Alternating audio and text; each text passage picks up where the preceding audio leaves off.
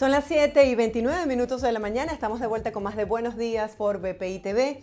En Colombia, las autoridades han capturado a 15 personas en las últimas 72 horas, quienes presuntamente forman parte de una de las 3 bandas criminales que operan en Bogotá. Para conocer los detalles de esta noticia, hacemos un contacto a esta hora en vivo con nuestro compañero Miguel Cardosa. Miguel, buenos días. Me gustaría que pusieras en contexto a la audiencia sobre la información que han suministrado las autoridades sobre estas bandas.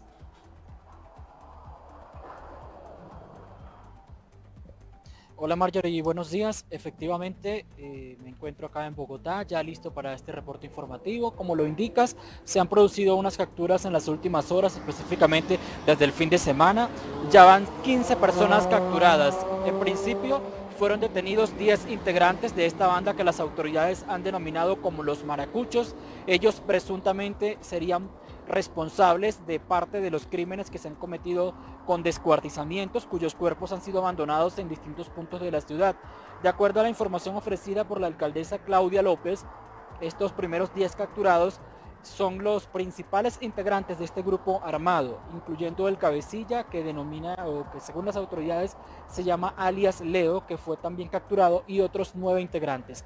De estos 10, 7 fueron por órdenes de captura que ya la justicia había emitido, es decir, ya había una orden para buscarlos, y otros 3 que fueron capturados en flagrancia. Fue del primer operativo que se informó. Ayer, en horas de la mañana, las autoridades, la alcaldesa Claudia López y el director de la Policía Metropolitana de Bogotá, el general Carlos Triana, que recordemos tiene aproximadamente un mes en el cargo, un poco menos, él informó que estas labores se comenzaron hace aproximadamente 7 meses y ya se lograron capturar otros 5 integrantes de este grupo. Además, ya 5 huyeron hacia Venezuela según la información que han dado las autoridades, por lo que se notificó a Interpol para que emita una circular azul. Ya en este caso el restablecimiento de relaciones seguramente facilitaría en caso de que se logre la ubicación de los delincuentes que huyeron del país. Miguel, comentabas que desde hace 7 meses las autoridades vienen realizando estas operaciones para dar con los integrantes de esta banda. Coméntanos un poco qué se sabe acerca de quiénes integran estas bandas de criminales, cuál es el motivo de este tipo de asesinatos y cuál ha sido la posición de la opinión pública sobre estos hechos tan lamentables.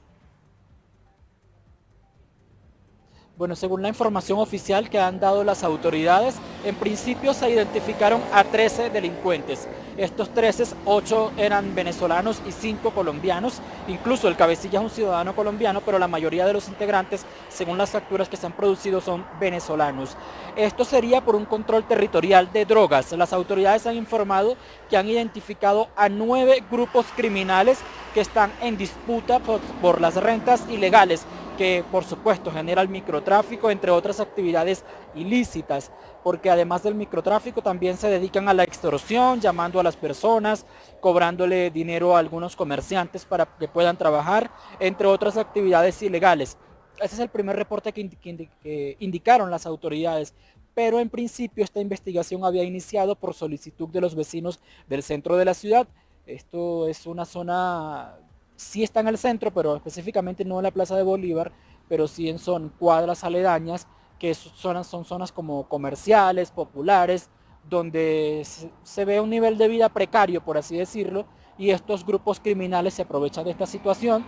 Y bueno, además de que se aprovechan de la situación, otros integrantes, por supuesto, ya pertenecieron a organizaciones delincuenciales en Venezuela y por ello ahora simplemente se vinieron y están tratando de pelear un territorio. Pero de estas 9 bandas, las que están en disputas son 3, según han dicho las autoridades. Una de los 15 capturados, que es denominada Los Maracuchos, la otra sería el Tren de Aragua, y otra de la cual no han dado información las autoridades porque dicen que no quieren entorpecer las investigaciones, por ello no han identificado ante los medios de comunicación de qué grupo delincuencial se trata. Es una pelea de control territorial por las rentas ilegales, específicamente por el narcotráfico, pero lo que disparó la situación fue los cuerpos embolsados en distintos puntos de la ciudad. Ya van 23, aunque algunos medios de comunicación de manera independiente, como el periódico El Tiempo, han contabilizado 28.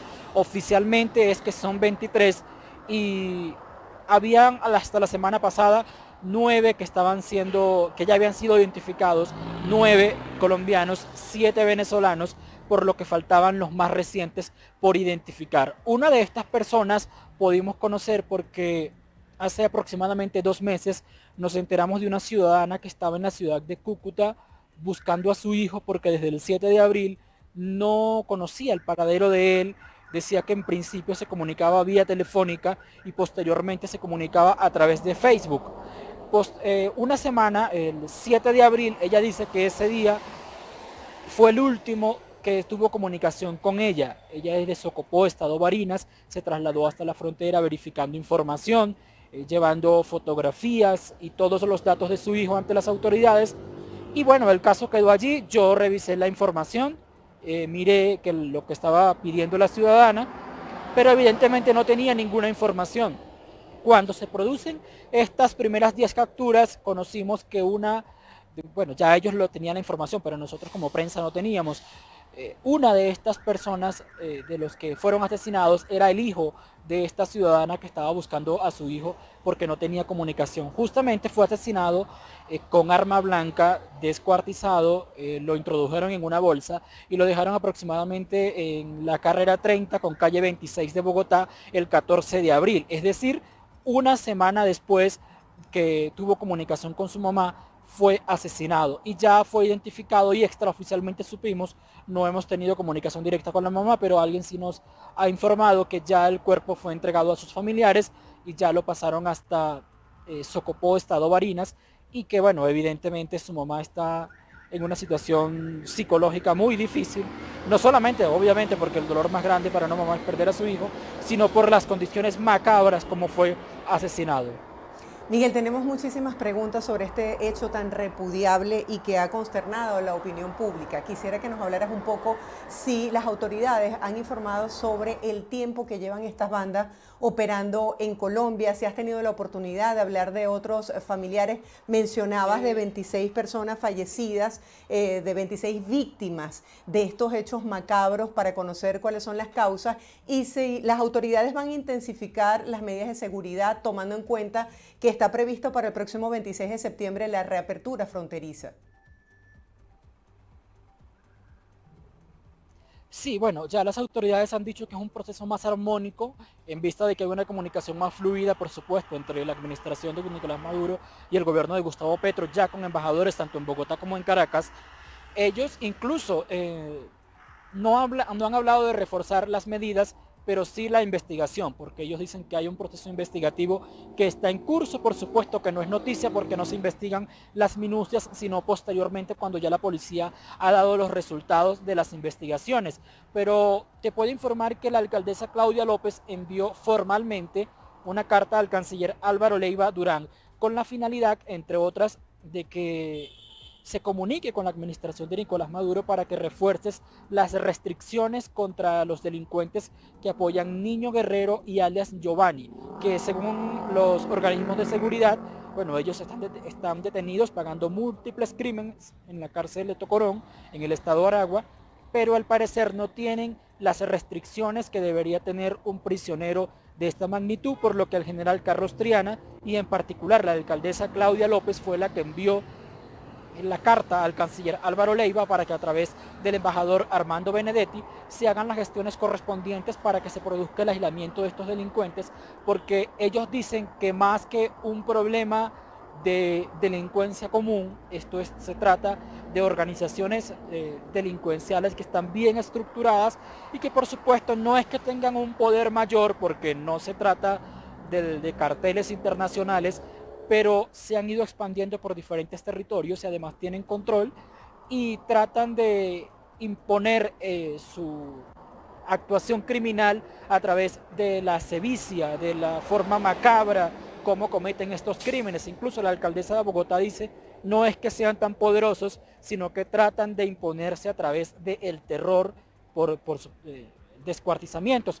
Por ejemplo, de acuerdo a la información que veíamos en las especificaciones que entregaban las autoridades, el caso de que les comentaba del joven de 21 años que se llamaba Jofran Wiljordi Roa Dávila, él fue asesinado con arma blanca, pero la mayoría de los primeros homicidios que se cometieron, que posteriormente aparecieron en bolsas, fueron cometidos con objeto contundente. Al menos de los 10 especificados por la alcaldesa Claudia López el pasado lunes en la noche, de estos, la mayoría fueron con objetos contundentes, es decir, seguramente un golpe certero o varios golpes certeros o torturas previas a ese golpe y posteriormente eran descuartizados. Pero en el caso de este joven fue con arma blanca. Entonces hay algunos patrones que, bueno, de acuerdo a los forenses y las investigaciones detalladas de las autoridades, bueno, llamaron la atención y a partir de ahí se prendieron las alarmas. Además de que eran abandonados en bolsas como un mensaje macabro de estos grupos criminales, también la forma como eran asesinados.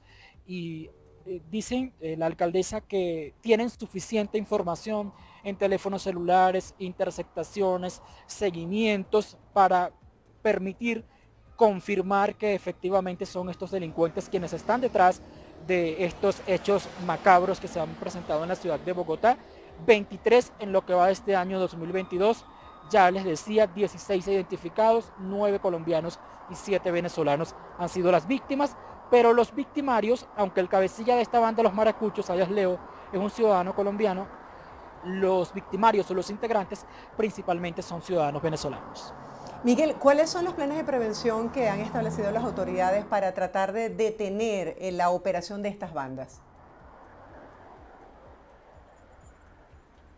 Sí, ellos se han enfocado en la inteligencia. Incluso hay algo que estaba en el programa de gobierno de Claudia López, pero que también lo ha rescatado como una medida recientemente Gustavo Petro, pero que ya se había comentado como una medida que pudiera ser efectiva, además de la inteligencia y la contrainteligencia, es tratar de llegar a los lavadores de activos, porque muchas veces se llega a la estructura armada, a los delincuentes, a los autores materiales, pero detrás hay unos autores intelectuales, por lo que las autoridades se están enfocando en llegar a los colaboradores, a las personas que tienen una fachada de emprendedores o de comerciantes, etcétera, pero en realidad están lavando dinero de narcotraficantes, mafiosos, asesinos y cualquier cantidad de delincuentes de diferentes denominaciones. Entonces, tanto la capacidad de inteligencia como de contrainteligencia, reforzarla, además de atacar las estructuras de lavado de activos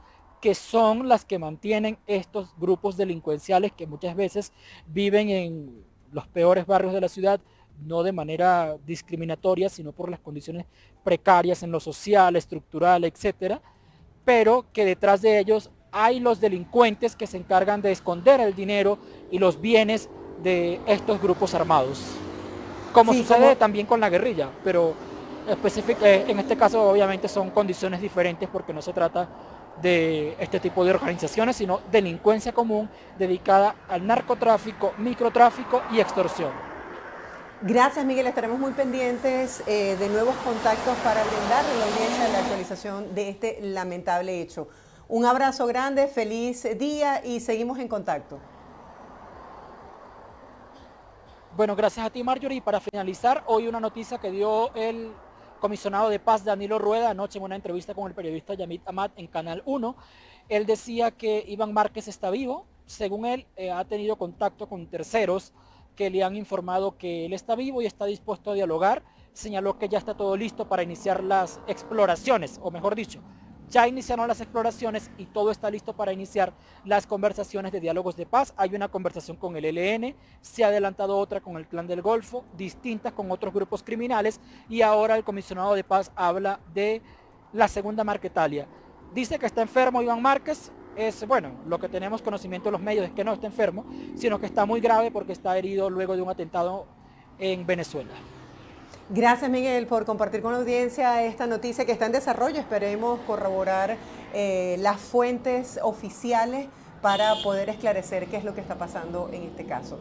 Gracias por este contacto. Estábamos conversando con Miguel Cardosa, quien nos reporta desde Bogotá, Colombia, sobre esta detención de 15 personas, 15 delincuentes en menos de 72 horas como un plan especial que desarrollan las autoridades en el país con la operación de estas bandas criminales, en este caso denominadas los maracuchos. Hacemos una breve pausa. Antes los dejamos con el pronóstico del tiempo en América Latina.